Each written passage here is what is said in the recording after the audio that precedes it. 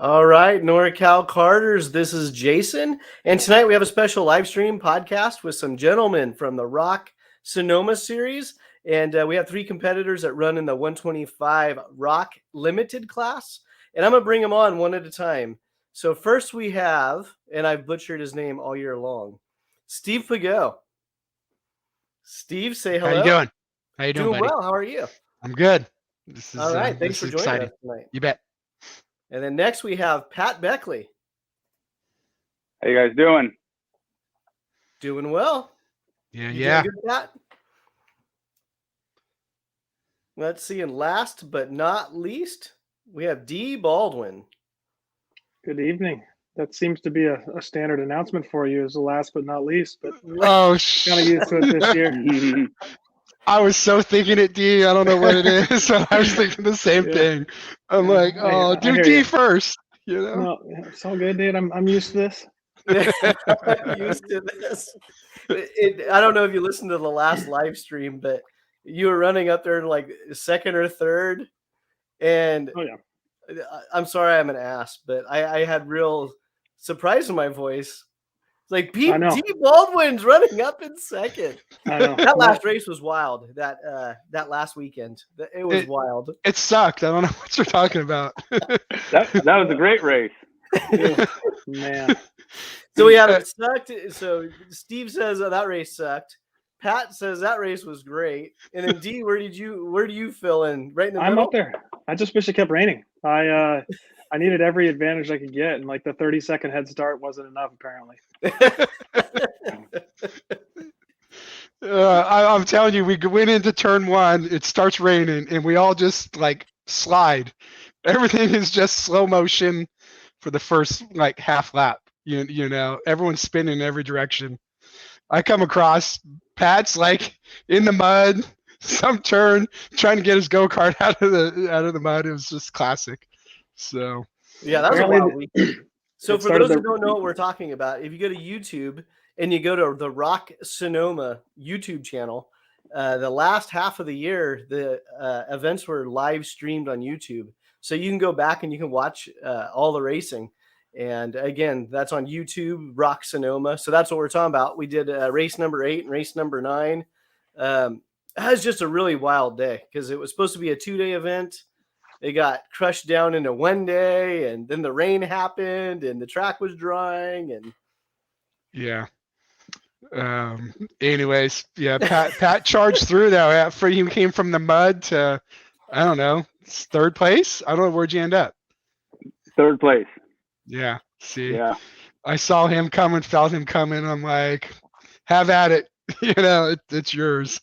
No one was radioing to me telling me the track was drying out, so I did 3 or 4 extra laps as full wet as everyone just blew past me. So. Is it like, Pat, I mean, D, is it all of a sudden you wake up and go, wait a minute, it's dry out? Do I start going fast? Yeah, I started turning and I see you guys catch up and I'm like, oh, they're going pretty quick. And then I realized they're on the racing line and I'm not. So yeah, 3 or 4 laps later, it was just over. That was fun. Well, the seniors had just finished and the track was dry on our out lap. And then when we took off from the start, it was soaking wet. Yeah.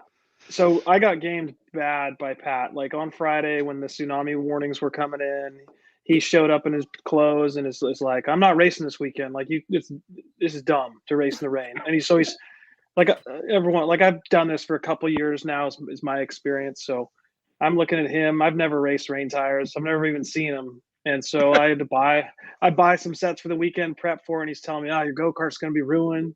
Like your week, what are you doing? I'm not racing. And so thanks for that, Pat. I appreciate it. And then he just walks away just laughing. That's so Pat. That's so his motto though. Yeah. No, this is stupid. I'm not doing it. Right. I walk inside and I'm like, babe, we're not racing, man. Pat says it's bad. I'm just shutting it down. Yeah, well, who wants to get their stuff all dirty? It's racing, right? Yeah, it is racing. Racing in the rain is so much fun. If it's full rain, I liked it. Like when we were practicing Friday morning in the full rain, that was actually kind of fun. With full rain setup, the whole gamma, tires and setup. It was actually really good. It's when you are on the track when it's dry and you're on slicks and it rains, then it's just it's like ice. there's no way to do it, It's experience. It's so fun watching like the top guys, and you look at their lap times in the rain versus the dry, like at the Supernatural, one of the big races where that stuff is happening. And it's amazing how fast they're going, even in full wet compared to the dry stuff. And you're watching them. It's like, they must have a different cart for the rain, not just because it's going to get wet, but the way they drive it, everything. It's like, man, that cart just goes wherever they want it to in the rain. Threshold braking. I know, like, Dee, you probably know a lot about this. It's just keeping the traction underneath you, you're just not stomping on it in and out as hard, basically. So what was your guys' theory when it came to gear ratios in the rain? Were you going to go short or were you going to go long specifically for the rain, or no change at all? My chassis has literally been the exact same setup from the day I took it out of the box. I have never touched it from the day Gary put it together. I've never touched one thing on it. Rain setup, dry setup, race setup. I've changed one gear since I've owned it. One gear. That's it. Is this a Pat Rain story, or is that the truth? Honest to God. I was just telling the guys that the other day. Literally, I've never touched the chassis. Just polish it every day, and that's it. Nothing. Yeah, Jason, like, I've tried both, so when you go short, to me, it's like it spins the tires too quickly. It's too peppy, right? So my theory was long. I went long. Not that it really mattered because we didn't actually race in the rain on rain tires, but on Friday I was running long gear, so it would just kind of bog coming out of the corners and then pick up speed instead of just spinning tires initially coming out of the turns. How about you, Dee? What was your approach? I think we had no change from where we were. And again, I use the word "I think" because Rob plays the game smart with me and doesn't tell me what he's doing because he knows that I'll just tell everyone. So we did the same setup as before, though. Grab your helmet, drive. Yeah, Dee's on a full arrive and drive. Yeah. Rob just looks and just shut up, get in the go-kart, bro. I just asked, I scratched my head, and I'm like, okay. Yep. Fantastic. That sounds like a good program right there. Don't think, don't do it, just drive. It's great. Just go. All right, let's bring everyone up to speed. What are we talking about? We're talking about Rok Sonoma. We're talking about the 125 limited shifter class. And so for those who don't know, the 125 shifter limited, it's a Vortex Rok engine package, 6-speed, 125, 2-stroke engine. And the only difference between that and the other shifter package is the exhaust restrictor. And who wants to kick it off for us? What makes that limited class so attractive for you guys? Who wants to kick it off? Pat. Let Steve go. He's always got all the info. No, I don't know. I was thrown into it almost kind of like Dee was. We were racing Masters a couple years ago, and your top 4 or 5 guys, 6 guys, the whole group, they would just pull away. And Steve Cameron came up with the idea at the beginning of that season of like, hey, let's have a beginner class / old man's class is kind of, I think, how he kind of started it. So I didn't do it for the first couple races of the season. And then it was like Father's Day weekend. There was no one, Pat and all these guys, Dee, I don't think Dee was there.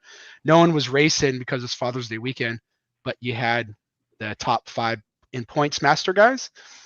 So after heat race 1, heat race 2, those guys were just gapping me. They're like, hey, just throw this in and do the main event. So there's only 5 limited at the time. I jumped in it and went from 5th to 2nd, in the main, and was like, this is actually pretty cool, just because it takes away the grunt of the motor. It's less, just like 20%, 10% less, all across the board. So that's my attraction. We get older. It's harder to do what we're doing, so that's just kind of what I like about it. It's just, we're still banging gears. We're not that far off pace from Masters. No, you're not. When we're on practice days and the Masters are out there with us, you be polite, you let them go by you, and you can tuck in and you can kind of hold on to their bumper for a while, or vice versa. If they're behind you and you just stay hammered down, they have a hard time getting around you, so it's just a tad slower, but the grunt of it, the G loads, everything is just a tad less. So how about you, Dee? What's the attraction to you about the limited class? Yeah, I think mine's a little unique because I just started racing in 2019. So my karting experience is pales in comparison to most of the people that we're racing out there with. So I first started my first 2 races in Masters, and it was silly, right? So like, it's one of the most humbling things that I've done, in that typically I'm pretty good at picking things up. You get out there and you perform well.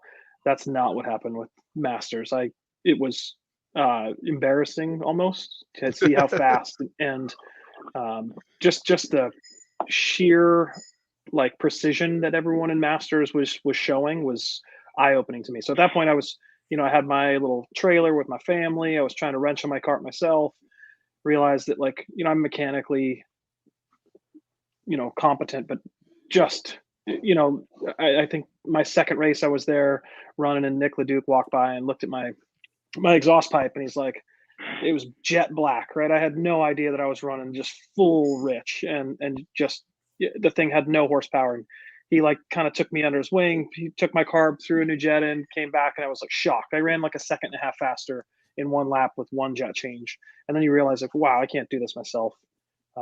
Thinking that I'm going to just step in here. It's so precision. So to me, getting into limited and having that, just that edge taken off. But what's happened now is that you can see the limited class has become its own elite group in and of itself. So the first couple times there was a pretty big gap out there, and there was some early success that I had finishing on the podium, and then since then everybody's just keeps developing, getting faster and faster and faster, and now it's getting fun to see that there's adjustments to be made and improvements that can be out there. And making a tenth of a second on a setup or a new layout is really rewarding. But to me, I don't get to practice as much as I should, and it just keeps it fun. It's something to look forward to, and it's a great class for sure.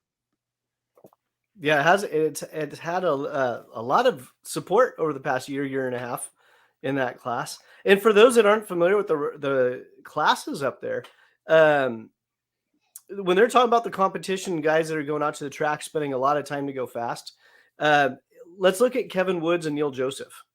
So they were running Masters. Neil Joseph then started running in the pro class.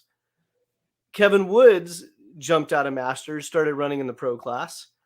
And they were top 5 guys in the pro class all year long. Yeah. And the only change from the Masters to the pro class is what, 10 pounds? Yeah, something like that. And so yeah, I mean, it's ultra competitive up there in that in the Masters class. It is, and that's kind of what Dee, was referring to 2 years ago when him and I were playing with him. You're going against the best in the best of the United States. I mean, these guys go to Supernets and they can run up the top 10. And you're running against those guys at your home track. I like it. I know Dee's the same way, because it elevates your level. You go out there and you think man, I am killing it. And then you get on track with them and they just walk away from you. You're like, man, or sometimes they're like, hey, hop in the cart, and then you look at the data afterwards and these guys are a second and a half quicker in your go-kart, which is huge. You're just like, how are you even doing that? Because I'm driving at my max. Yeah. So yeah, it's very humbling. But a true, like, a shout out to those guys, especially Neil Joseph. He posts videos online. So to me, getting new to the track and not knowing a layout, right? I'd look at the calendar and see, it's this layout or that layout, and I'd never driven it before. So the first thing I do is go on to Neil's YouTube channel. I'd go to his prior races. I'd sit there with a stopwatch to try and figure out what times he's running. And you watch his videos and it's like silly, simple, right? In your head, you're driving up there. Oh, I'll be right there. It'll be 10th of a second off this guy. Like, it's just no brainer. I got this. Yeah. And then you run and you're like, man, like 3 seconds. How'd that happen? So I really appreciate what he's doing with putting those videos on there. It's a big thing. Yeah. So Pat, why don't you chime in here? Okay. Well, going back to D, thanks to Neil, I've already got Tucson dialed. So I've already got every inch of that track figured out. So mine kind of started with Steve and with the COVID stuff, because the only racing that was going on was Fontana, right? So for me to drive down to Fontana every other weekend to race LAKC was getting to be a bit pricey. So then with, last year or the year before, we had a great master class, KA, kind of at Sonoma. And with the COVID races, there was quite a few people participating. And it seemed like all at once, Ron Jenkins moved to Florida. Ivan, he kind of quit. Roman kind of quit. And that really didn't leave any class. So I was getting to the point where driving to LAKC, every other weekend was getting rough. So, and then, the kids, they're kind of stuck with you and the whole motel thing, Thursday night, Friday night, Saturday, Sunday, and then try to get home Monday for work was getting kind of rough. So just watching Steve and all the guys do the limited, I kind of thought, man, that looks cool. And then that was it. It just made it really easy to get into, and it's close to home, 2.5 hours. And that just beats having to drive, 30 hours on a weekend just to go race. So that's how I got into it. And it's a lot of fun. I want to put these other guys on the spot real quick, because Dee and Steve, you guys have been running the shifter class for a couple of years now, right? Yeah. Yep. Were you expecting to see the back of Pat's number panel this year? So it comes twofold for me, because me and Pat practice weekly together for 2 years now, maybe a good year and a half, right? Other tracks, during the winter, I'd go up to his home track. So I've been running with Pat for a while, and, we're all good friends. And so he did get into the limited, and then I did show him some things, and then all of a sudden he's quick, and I'm like, Pat, you're cut off, bro. Like I'm not helping anymore, But he probably puts in the most time than all of us. He puts in the time, so I should be looking at his rear bumper sometimes, because he's putting in the time to be up front. So yeah, I think it was pretty obvious. I think first weekend out with him, I think he was, you could just tell just the way he was driving us fast. I think he was still battling the gears and would miss a gear here and there, and the mistake would make it like, okay, we could hang. And then I was in front of him one race, and I was going as fast as I could go, but I was obviously slowing him up a little bit. And he's like, we came off, and said something as, dude, you can't slow us down as a group. Like, we got to catch the front guys. I'm like, I'm trying. Like, that's as much as I got. That's as much as I got. I'm not trying to slow you down. But no, you could see that this once the shifting was timed right, it was kind of game over for me. Yeah, and I don't know how long I've known Pat for. 4 years, Pat? Maybe. About 4 years when you started doing the Briggs racing. So I kind of had that background with Pat. It's like, all right, he was doing the Briggs racing out here in the Central Valley tracks, and next thing I know, he's racing up there at Sonoma with the tag packages, and then all of a sudden he's in a shifter in that limited class, and at the end of the year there, you were running some good races there. You had your first race win in the shifter this year. Yeah. Yep. Yeah, it's been fun. I think the best thing about the limited, and I have talked to Renee Martinelli. I've talked to him in Florida, and just to kind of see what their interest would be in the limited.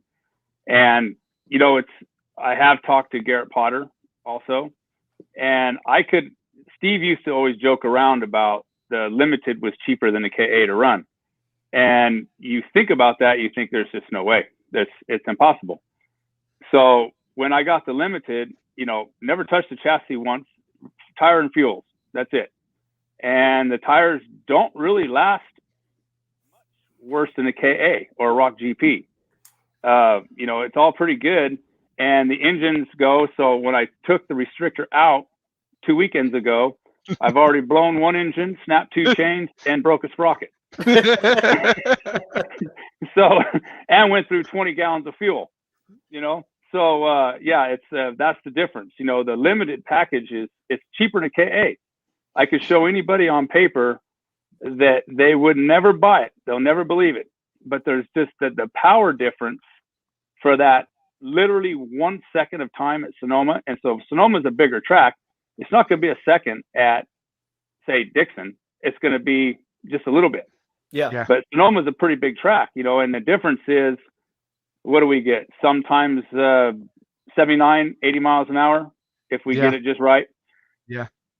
The other day, last weekend, was 83, 84 in the non-limited. So it's not that much difference. Yeah. But the pocketbook feels the non-limited big time. And having the limited, it's pennies compared. Yeah, because on the KA side, for example, or any two-stroke on those, the tag, the chain and the sprocket are the problem that they have. You break them, you stretch them, you're constantly.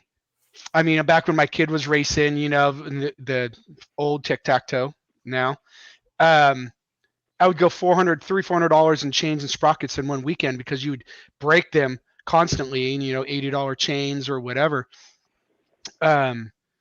You on the shifter, as we all know now, the chains are so big, the gears are so stout.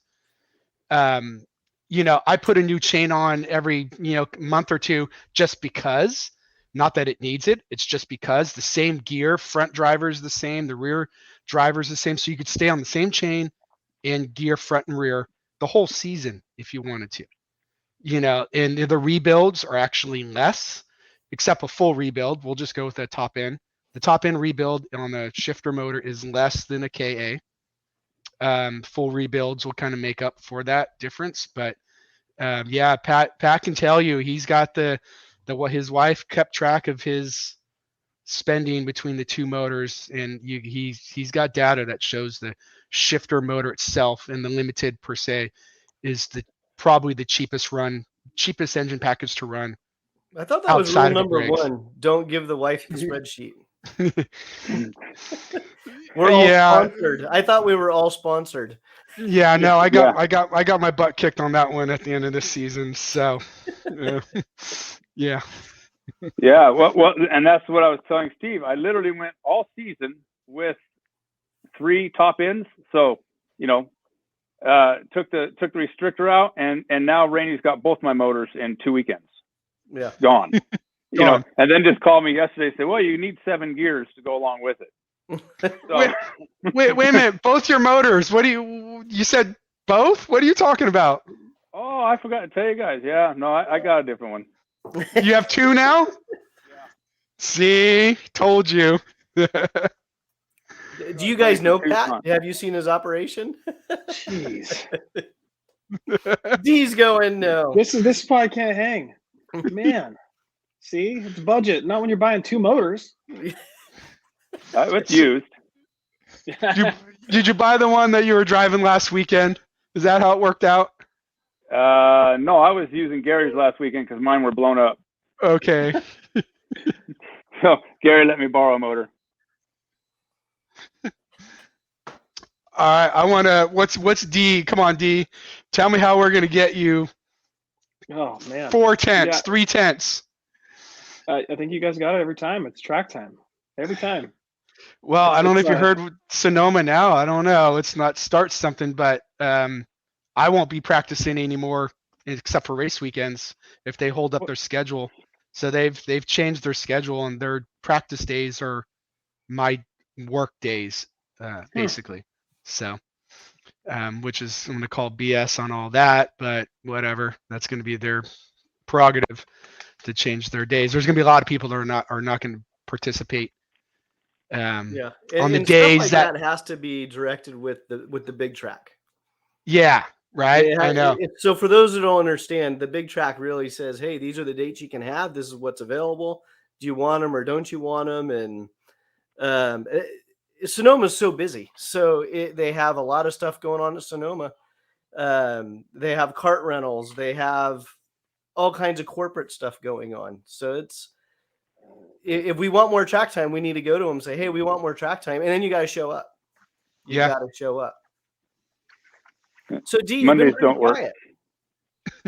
Yeah, they're talking practicing. So once they start talking practicing, and as we know, I'm out. Like it's again, this is where the sport itself is awesome for me and the family, right? So we get 8 months a year where my kids have something to look forward to. They come, there's just as much a part of it as I enjoy it. So selfishly, it's a hobby that I love that they come and participate with. So right now with young kids, it's the same as everyone's been through, right? It's prioritizing time and which things matters. And for me, a couple hours for the track to go race a couple hours and then a couple hours home is a full day away from the family. Right now, that's a sacrifice that it's a little bit tough to swallow, but to me, I go, and if I can be 95% there, and if that's 4/10 off pace, then that's kind of where my competitive brain gets a little frustrated. But I think that's where it is. So, I mean, I'm kind of the one that does the opposite. That their practice and track time, practice motors, I'm envious of. But when the race weekend comes around, I have just as much fun. And if I'm finishing 3, 4, 5, 6, that's a good accomplishment for me. So a little bit different, but just as enjoyable. Yeah, but I think the point is that you understand what your race program is. Yeah. And again, prioritizing family time. I think we've all been there at some point with different hobbies or even karting itself, and that's part of it. Yeah. And it's been such I mean, everyone there with the after race barbecues and the my little ones become close with other racers there, and it gives it that family thing of it doesn't it's hard to find something really else that compares where I can go and truly focus selfishly on the racing and they can come and really enjoy it. So the setup there and everyone's been so welcoming and great with the kids and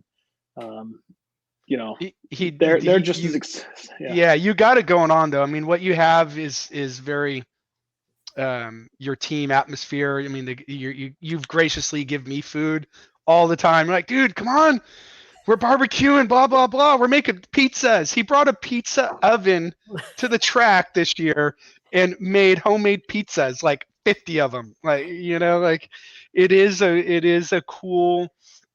The track atmosphere up there, if people are listening and they're thinking of coming up and doing the Sonoma series, I highly recommend it. I've raced all the series, as most people know, and there's nothing bad. All the series are awesome.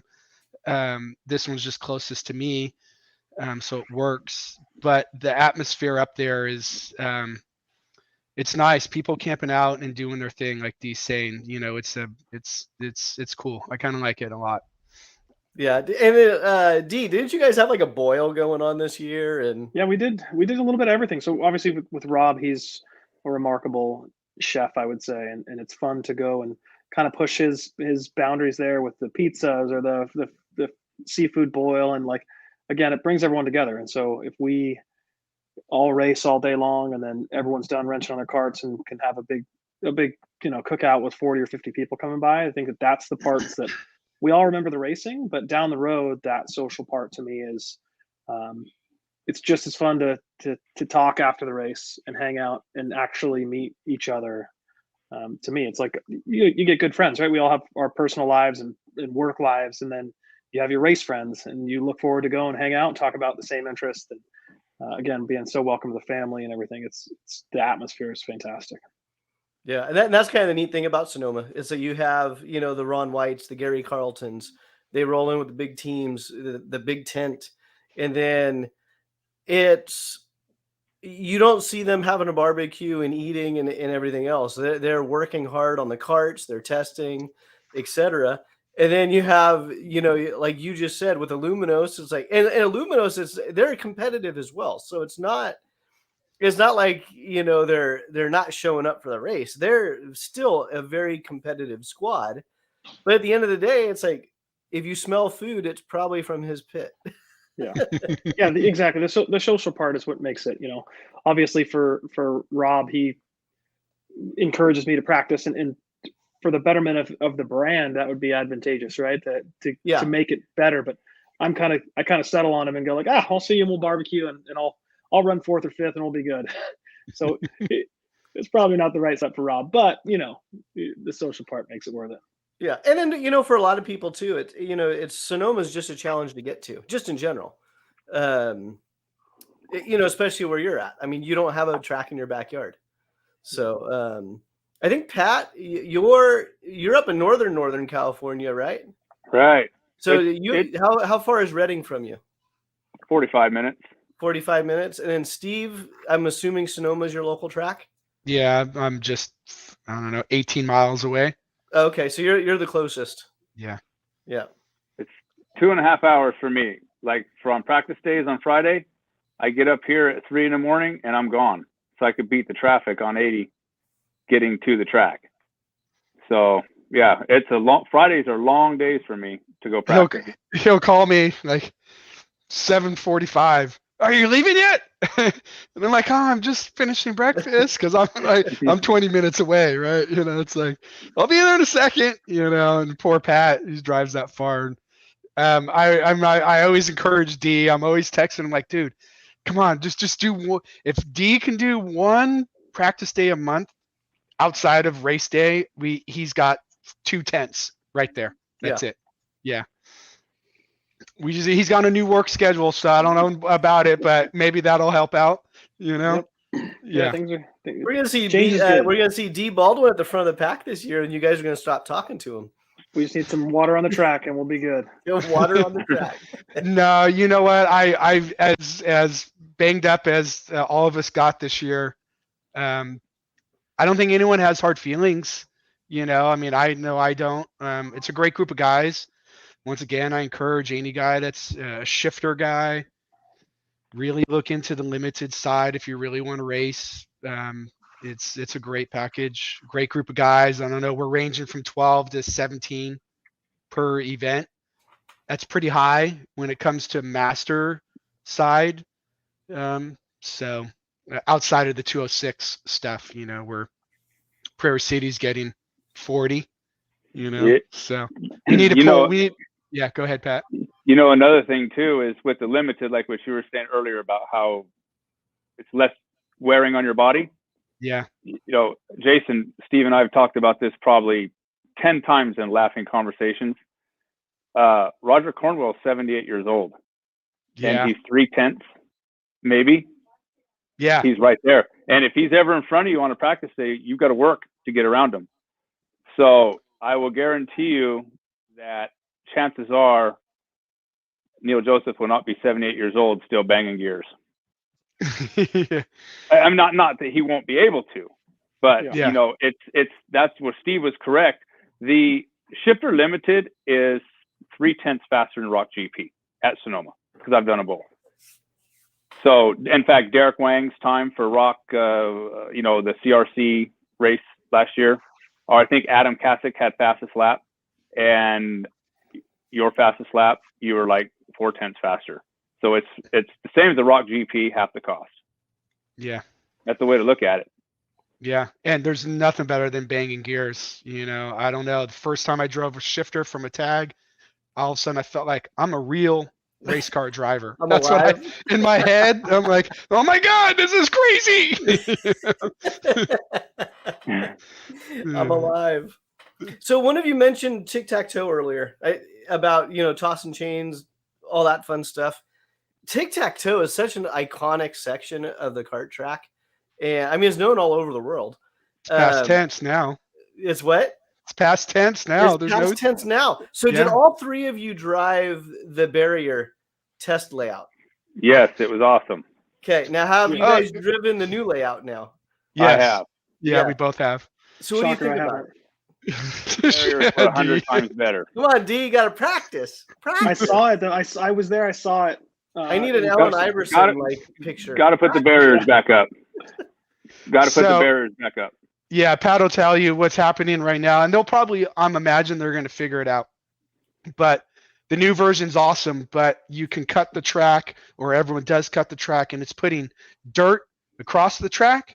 So each time you come through it, and we're doing 10 lap sessions, each lap you're coming through it, you don't know how hard to come in because there's dust and dirt across the track, each tick, tack, and not so much toe, but tick and tack.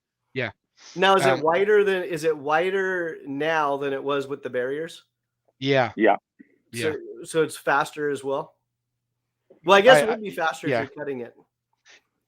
I think it's great. I'm a fan of it. It's going to be less painful, right, on the body, chassis, all that stuff.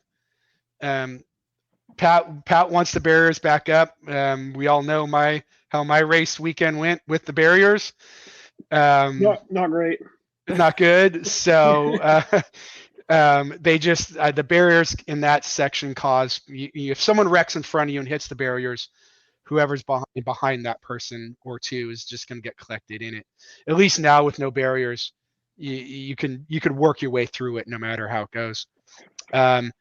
They'll find a solution. I'm hoping that it won't let you cut the track, because why even change it if you're going to still be able to cut the track, and then find a way that it doesn't bring so much dirt up onto the track.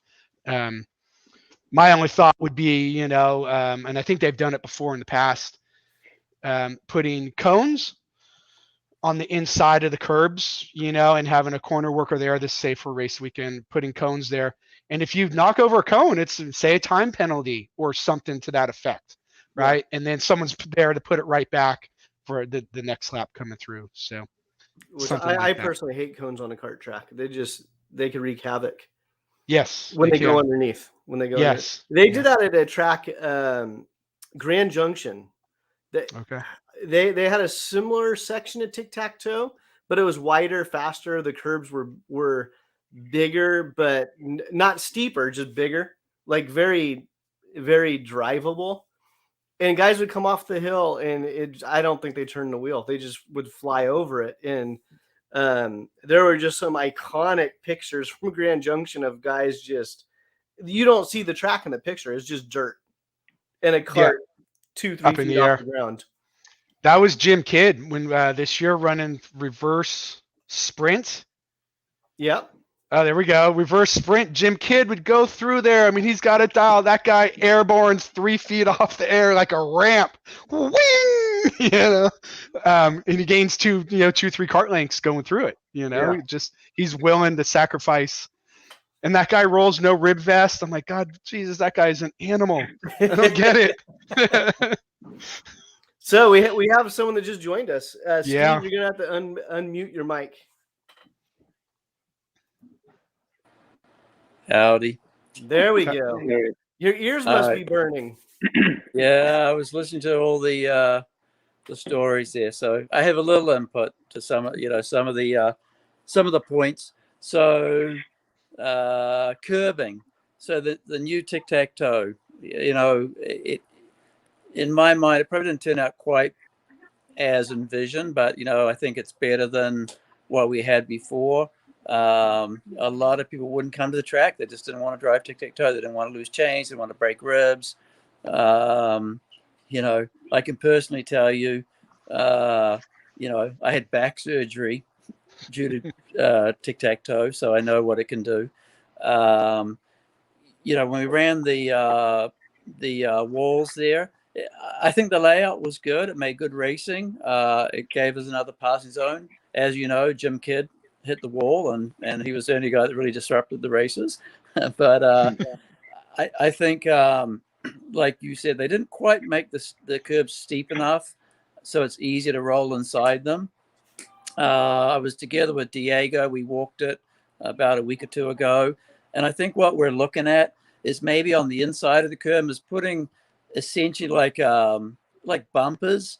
When you run an extension cord across the road, you have those raised rubber bumpers, something like that, maybe a foot apart, something like that. So it doesn't launch you, but it really disrupts you. So I think we'll probably add something like that just to stop people running inside them. And I don't think that'll be brutal, but it'll just maybe make it less, it won't be as quick to go inside the curb there. But the other side of it is you're going a lot slower. So when you do get on the curb, you do get up there, I don't think the damage will be significant like it was when you straight lined tic-tac-toe before. going back to the practice deal, I mean, that's a frustrating thing, I know, for everybody about how many days we're getting open track now. We hammer on those guys, but with their change in management, the whole, it was tough when we worked with Sim Raceway. Obviously, that went sideways, and Sonoma took over the track again. Then Steve Page was really a good ally of ours. Steve is gone, so they've got a whole new management team in place. Their philosophy is a little bit different. They're very corporate. They're controlled a lot by what happens in Charlotte. And Charlotte's got a vision of the racing world, NASCAR world, that's a little bit different to maybe our vision. So they're very focused on corporate events, the funds they raise from those, other ways to generate revenue from the track other than just plain old racing. So it's a battle to convince them that it's worth having 10 carts out there doing an open practice day versus them selling a corporate day for $20,000. I mean, that's the reality of their world. So they've committed to I think almost every Sunday that's open that we'll have the track. There'll be Mondays as well. They will probably have most of the Fridays before our events as open practice. We may do a deal with them to take those days ourselves so that we could offer those to people. We'll see how that works out. And then they are motivated.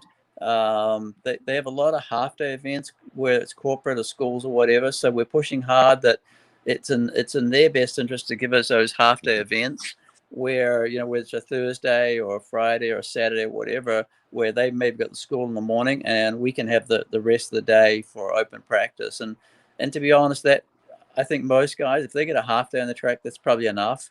Especially the 125 limited guys, because you guys are all old and slow and get worn out really quick. So I think a half day is more than you need. So we're trying hard. Weren't you just out there on Unlimited last Saturday or Sunday? Oh yeah, Saturday. Out there. I think I was out there. This guy Sunday past me, but I thought, man, he's got a bloody good motor. Jesus Christ, that thing! If that's a limited motor, Ron White gave me a piece of crap, and then he tells me it wasn't a limited motor, so I didn't feel quite so bad.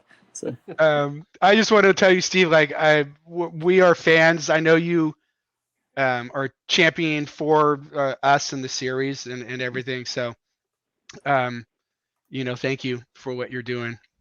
It was actually interesting today. Billy Cleveland, which you guys all know, he's a renowned driver. I mean, super accomplished.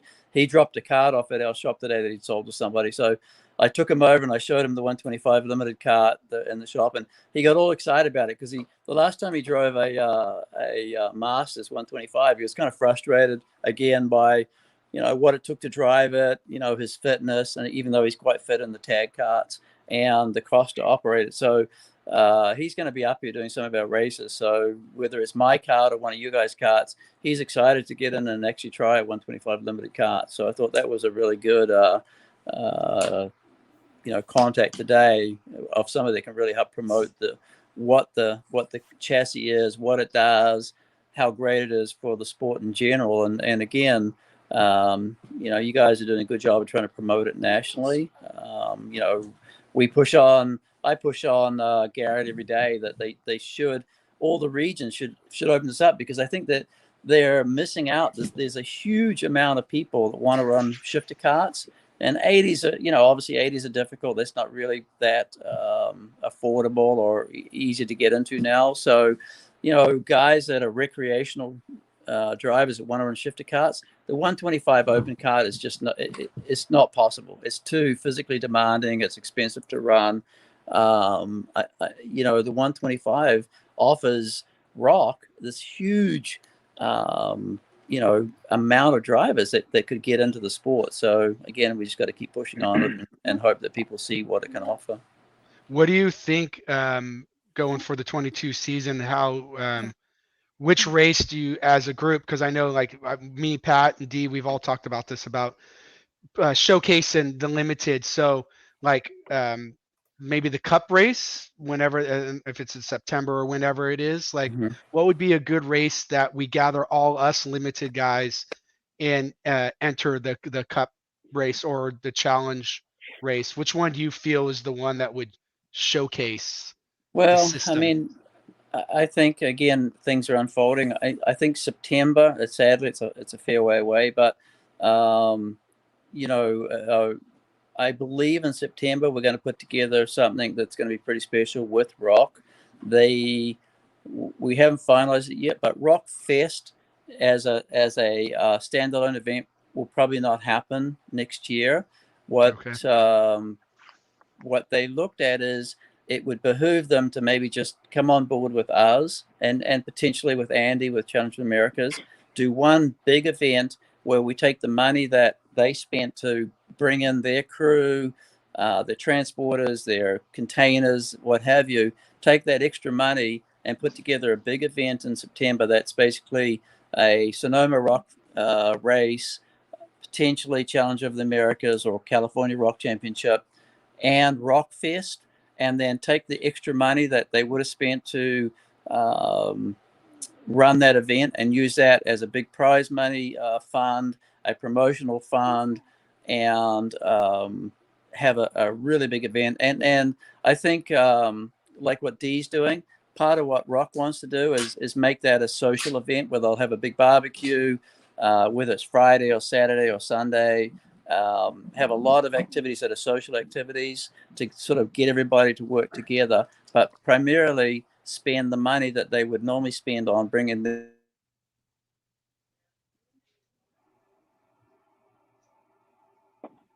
sorry about that. So they would basically invest that money in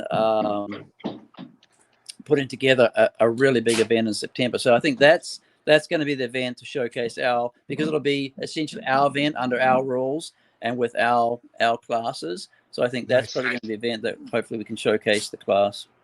Okay. That's good to hear from the Rock standpoint, because the Rockfest stuff has been lackluster, if you will.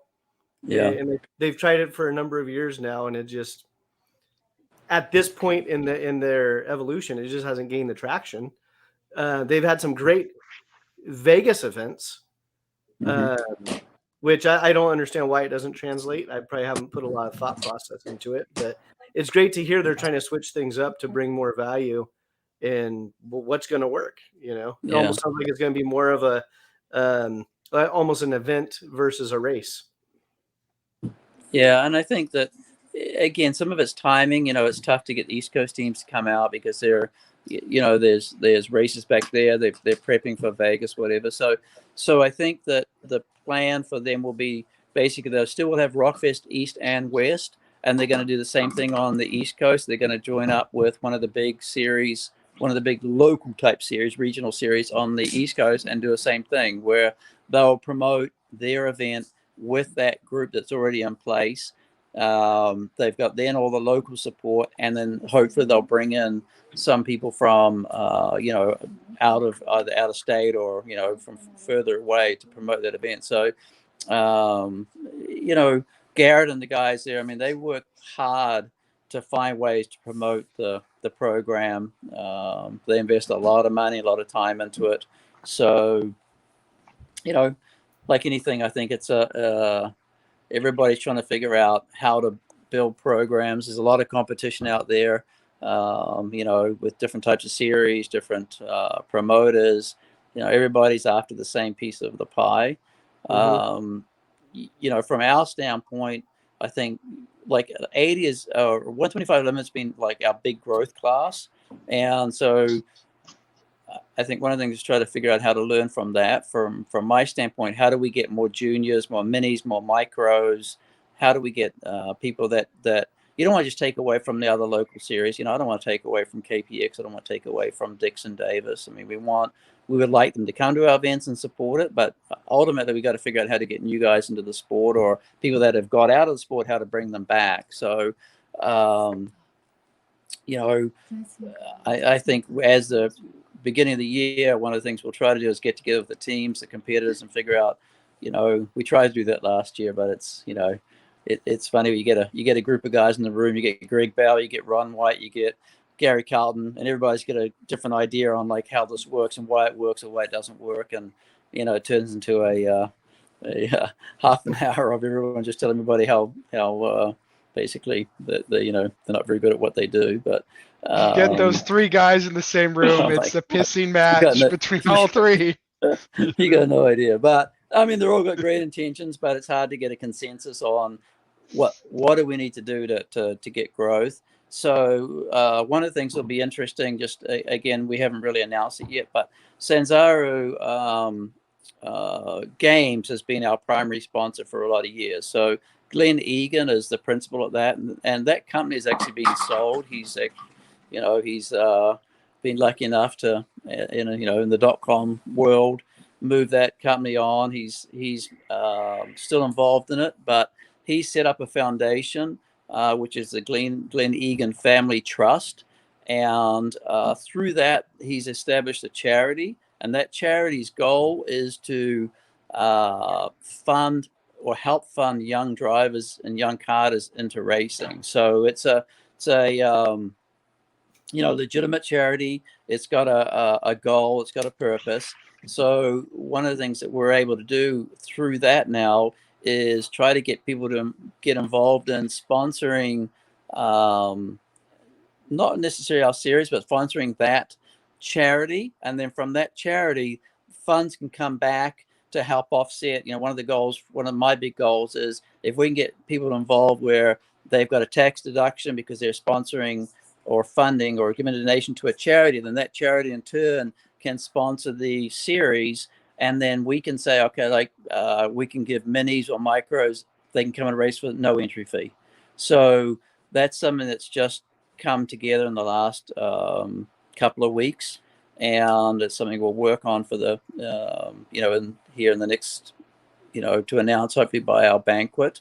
But I believe that might open the door to a lot of people that really have not been able to, say, invest in sponsoring the series because, maybe it doesn't meet their marketing needs or it's not really a tax deduction as such. But the charity itself will legitimately be a way that people can, go to their business partners, go to friends or whatever, and actually invest in a direct way that we can add growth. Because ultimately for me, if we could find a way to fund the series where you didn't have to, obviously everyone knows our costs are high at Sonoma for the things, but if we can reduce our entry fees down to zero or extremely low, that's going to help everybody's budgets immensely, and that's going to help growth, and we help the junior guys come to the series, then it helps it right through the series. So yeah, that's one of the big things we want to talk about. So real quick, Steve, another Steven is on the chat lines. He said California Rock in 2019 did an open shifter race in Fontana. Could Rok Sonoma do a race like that in 2022? So I asked him to expand on it, and he means like the not an introduction, but just a one-off race with Hondas, KZs, Rock. Is that a possibility for Sonoma? Probably. In all honesty, probably not. It's enough of a battle we've got going on right now to figure out, can we allow the KAs to continue to run with the VLRs? Rock USA and Rock International, they're a pretty significant partner, and they invest a lot of money in the West Coast and in our series.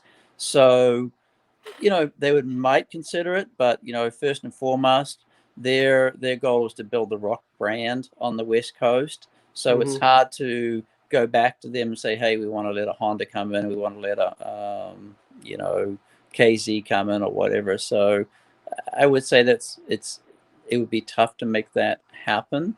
That doesn't mean to say that we couldn't have a standalone event where that could be a possibility. One of the things that I've got a couple of people keep asking me, and you guys can get some feedback on this, is that I've got a couple of people that are interested in funding and putting together in another Enduro at Sonoma. So it's something that used to be really popular. It seems that maybe there's some interest in doing that, and maybe that sort of event, which is not necessarily part of our weekend, but it's another weekend that we can put together, where we do an enduro event, and that can be a bit more of a free for all. So I don't know what you guys think about doing another enduro event at the track. Dee Baldwin, you like enduros? Oh, I'm in 100%. Let's do it this weekend. Yep, that sounds like a great idea. I know Jim Kidd's in for that one because he keeps talking about the enduro stuff. I did the Sid White a few years back down in Monterey. It was actually really fun. It was in a 4-stroke stuff, but you had to have, I think it was a minimum of 3 drivers for the 4 hours, and you had to have a minimum weight, obviously. Or no, there was a minimum. You had to weigh the 3 drivers or 4 drivers, and you had to equal, all your weights had to equal a minimum weight, basically. So you couldn't have all 140-pound drivers, basically, right? It was fun. So it's actually hard. Driving a go-kart for an hour, driving for 20 minutes is hard enough. An hour is like, wow. Even in the 4-stroke, it was still kind of hard because you had to pace yourself. You know what I mean? That concentration for an hour is a lot. How about you, Pat? Enduro, yay or nay? Yay. Yay? Are we as long as it's not a 4-stroke. He says 4 strokes are done in his life, period. We're going to use Pat's cart. I'm going to do a NorCal karting team, and it's Pat's cart with Pat's engine on the Enduro. I'm in. I wanted to touch on what Steve Cameron was talking about and address it to Dee, because Steve was saying like how to get people involved. And Dee Baldwin, you came in like out of nowhere. How did you find it? What was your experience finding this? Yeah, so we kind of touched on it earlier. It's an interesting one. Karting is a hard barrier to break into. So for me, I was racing down on the big track for a Lemons race, the standard 1,000 drivers down below, driving around really slow cars. And I would ride my bike up top. And one day I ran into Memo, right? And I recognized Memo. He was there. He's such a nice human being that, I felt comfortable just asking him, hey, how do I get into this? So he referred me to a couple of local guys. And that contact is what kicked it off for me. So I texted out, found a used cart. So I had a pretty small budget for $6,000. I bought a driving shifter cart. It was a tired chassis, but it allowed me to race the full first season on it. So to me, it's that breaking into the group, right? And then I bought a new chassis the next year, and it's kind of progressed from there. But really is having a contact person or somebody that can guide you through how to avoid, used junk, or something that you can get out there and race for a year and maybe not be the upper, echelon performer, but you're still going to go out there and have fun and really see what the potential is. And so that's what I did. So with no karting experience or no racing experience in the kart, and then going out there and again being humbled by all of you guys that are so good, that it's been enjoyable. So to me it's I push it to everyone. I try and get everyone into my kart, because once you do that, I mean, I don't know how you go back to driving a spec Miata or something compared to what you get for the investment in shifter karts. So I'm a vocal advocate for it. And every person that we can get into the driver's seat of one of those karts has the likelihood of realizing, that's the next choice. And the Limited is a great class for that, for sure. So Pat, how did you get into karting? Well, actually, it's funny. I was at Ace Hardware, and the Corning Chevrolet mechanic, who he does the Outlaw karts, we were just talking. So anyway, make a long story short, I went to QRC and thought, man, this would be a lot of fun. And they gave me a bill for about $20,000. That was just to come back the next day and, get the kart. So I kept looking on the internet, and I actually called Cameron Karting probably 1,495 times, at least. That sounds never got a return call. And ever. And so, and in fact, I think it was PK. He kept popping up on the screen going, what do you want to chat about? I think. And so anyway, then I internet karting concept in Woodland. I'm like, oh, that's just around the corner. So I called Patrick probably 42 million times and never got a return phone call. So I was actually on my way to Sacramento. And I thought, all right, this is it. I'm going to call this guy. I'm going to leave voicemail. If he doesn't call me back, then there is no karting. That's it. Doesn't exist. And he called me back. 2 weeks later, I had the Intrepid in a 4-stroke and was down at Davis Blue Max. That's how it started. Nice. Yeah. So, but that I was going to do the outlaw carts because Red Bluff is literally like a driver and a 9-iron from my house. So I thought, and then you've got Chico and the outlaw carts. I thought, man, it'd be a lot of fun. But, you know, people talk about karting being the one and out. Outlaws for most people is one and out, one day and out. You know, and the cost of that operation. That was how I got started. That's how you got started. Steve Piggott. How did I start? You get started? Oh man, it starts with, you know, you have a little kid, little boy, and you dream about like, oh my God.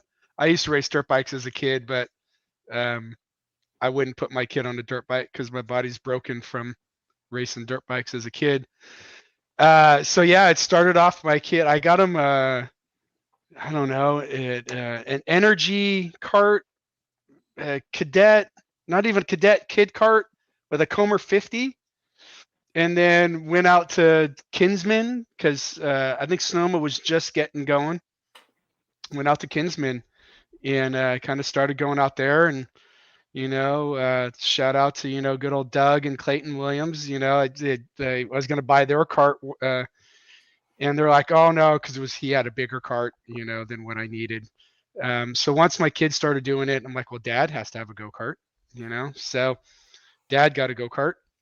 And we just kind of started racing the Kinsman kind of series for a couple years. And then it was like, okay, let's move on to Sonoma since it's closer. And that was the Rotax Micromax. Did that for a few years. And then we moved into junior. And by then he was kind of just getting burnt out on karting. And I, at the time, had a CRG Road Rebel with a shifter chassis with a Rotax tag on it. And Patrick O'Neill, you know, I practice on Fridays. Patrick O'Neill practices on Fridays. Get to know him over the years, and then all of a sudden he's like, "Hey man, why don't you try?" He was on, you know, obviously CRG Run White stuff, and he's like, "Hey, why don't you take my shifter out for a spin?" And I'm like, "Really?" And he's like, "Yeah." And it's just like we've all experienced. If you go from whatever you go from, you hop on a shifter, it blows your mind. It is so powerful. It's so grippy. It's so responsive. It's so everything. You know, that guy's 6'4", you know, I'm 5'10". I'm floating in the go-kart. I come off the track and I'm just like, I put my stuff up for sale at that point. I'm like, I'm buying a shifter. What's the point in go-karting if you're not on a shifter? And that's flat out how I feel right now. There's no point in being in a go-kart if you're not on a shifter. Shifting is the art form of shifting. There's an art form on 4 strokes and blah, blah, blah, blah. But the faster you go, the better you have to be flat out. So the shifter it's the best thing ever. I'm Pat, you know, there's a reason why Pat is fast because he's addicted. We talk about it. It's like taking my heroin addiction. Like, dude, are we going go-karting this weekend? Are we going go-karting this weekend? Like, you have to go. It's so addicting. Absolutely. Steve Cameron, you want to wrap this segment up with how you got started in karting? Well, I raced karts, obviously, when I was a kid in New Zealand. And I didn't actually race. I drove karts when I was really, really little, about 5 or 6 years old. Then kind of sat it out for a while. And then when I decided I wanted to, continue on, I got back into karting in New Zealand. I raced McCulloch's in New Zealand, and I don't want to say, but it was in the 70s.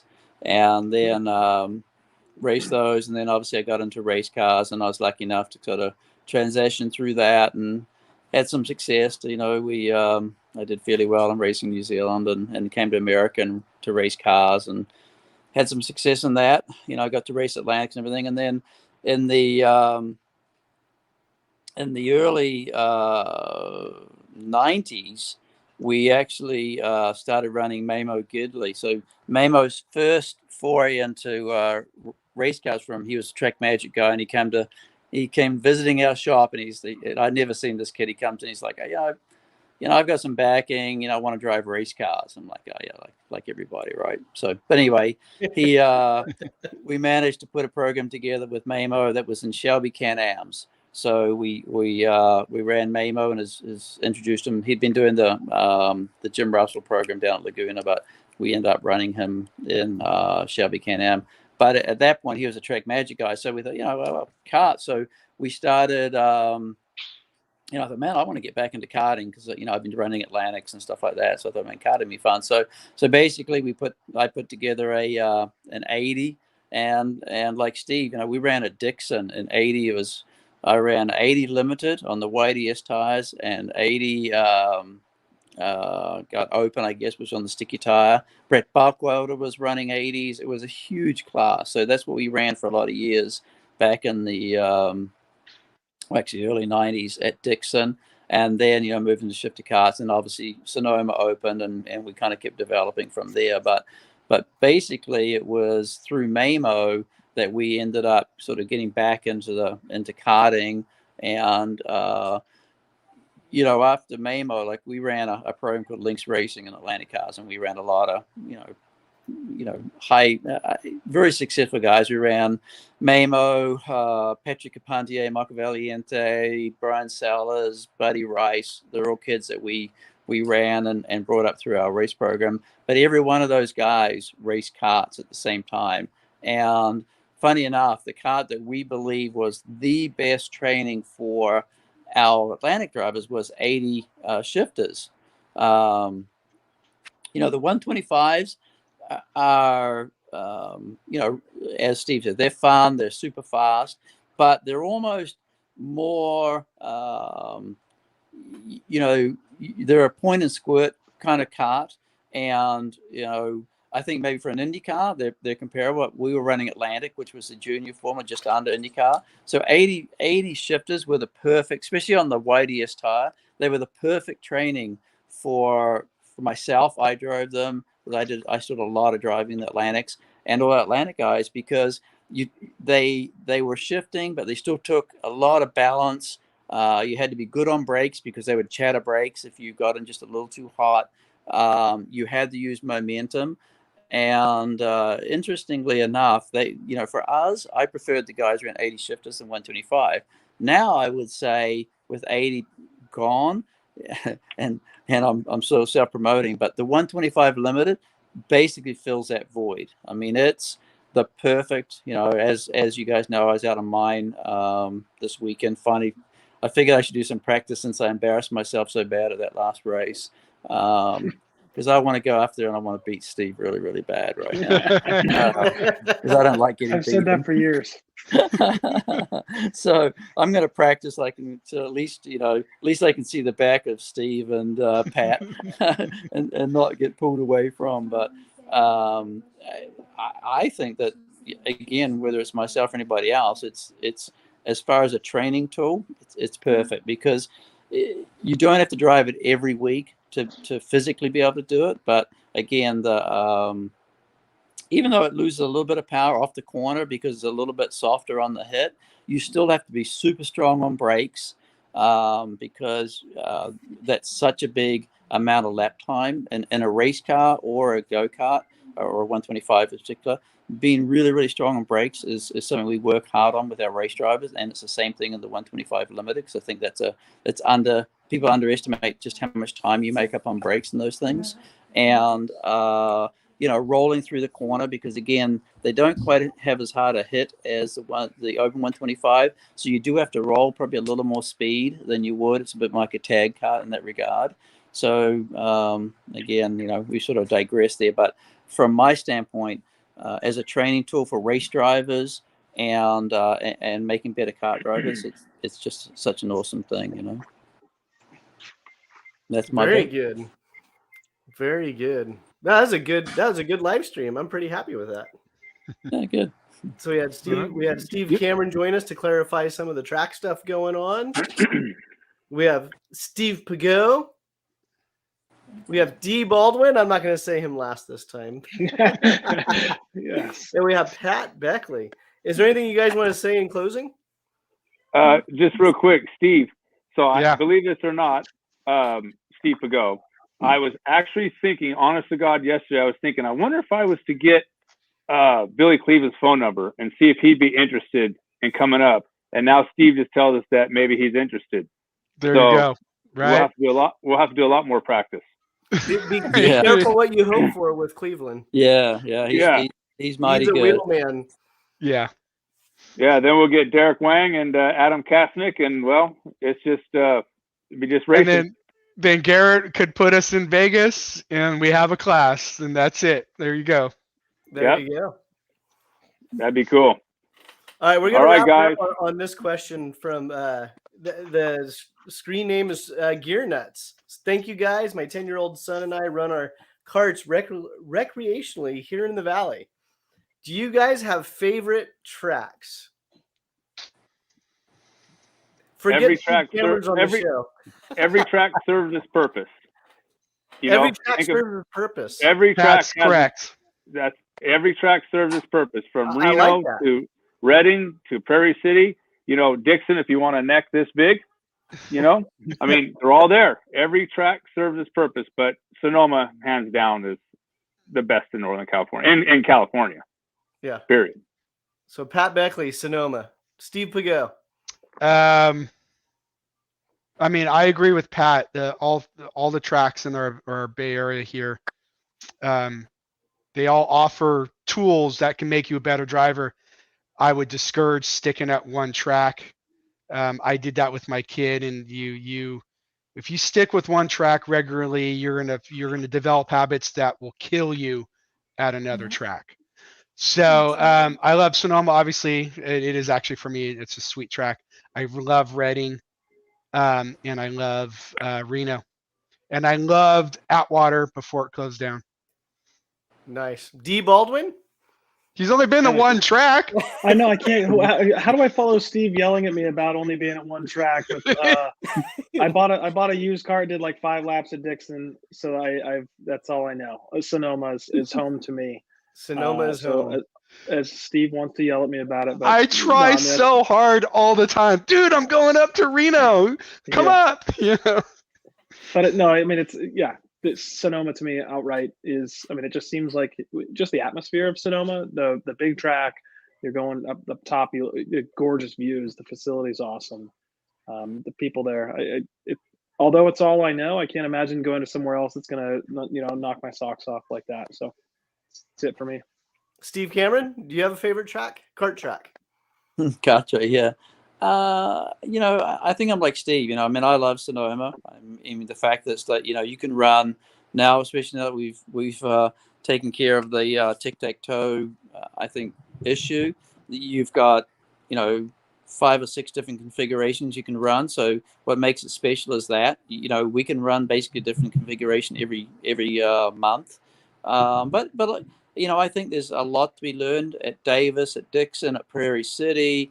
To be honest, I've never really driven any other tracks, like Stockton or Atwater or any of those tracks. I've driven Prairie City and Dixon and Davis, obviously. So, when we were getting ready to actually go to Vegas with Christian, we went and ran Davis because I felt that was a better track to test for Vegas than Sonoma. It was tighter. It's got some walls.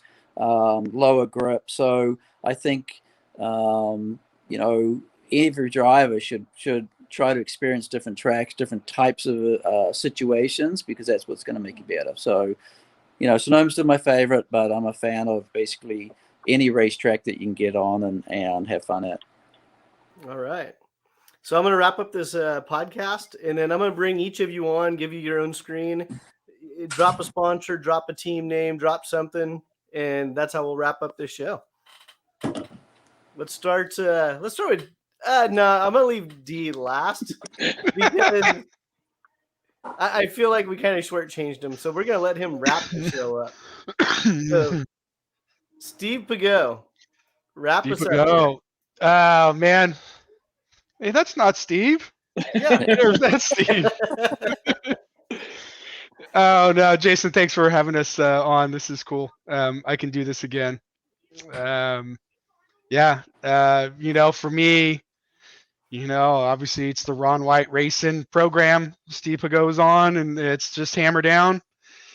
And looking forward to 2022. Me and Pat are good friends. Me and Dee are good friends. See how this season unfolds. All right. Christmas. There you have it. Steve Piggott. And he's also your class champion for the limited class in 2021. Thank you for joining us tonight. Thank you. And then next up, we're going to have Pat Beckley. Well, of course, thank GFC for everything. And I do want to thank Steve Cameron. As I told them at the last race, they put on a good show. It's a lot of fun. It's good racing. And just really thank everybody in Northern California. It's worth it. All the Northern California karting, of course, could be better, could be bigger, but every person in it, it's good to have.